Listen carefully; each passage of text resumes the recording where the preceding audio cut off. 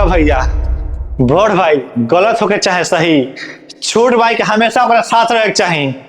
आ तू भैया साथ द चाहे न द, लेकिन हम मरते दम तक साथ दे। जौने बोर भाई खातिर ते हमसे लड़े आइल बड़े, वो बोर भाई कहा लायक नहीं खो। अगर हमनी के छोट भाई मनते तो हमनी पर केस नहीं कैले रहते। वो केस का के हमरे मर्दे के जेल नहीं भेजवाले रहता। ती इतना जल्दी भुला कैसे गईली? कितना अत्याचार कैले न हमनी के ऊपर। हमके पता बा कि भैया हमने अत्याचार के लिए बने, हमें साथ गलत कैले बने, लेकिन वो जान उसके नहीं कैले। अरे वो अपने बीवी बच्चा का दबाव में कैले बने।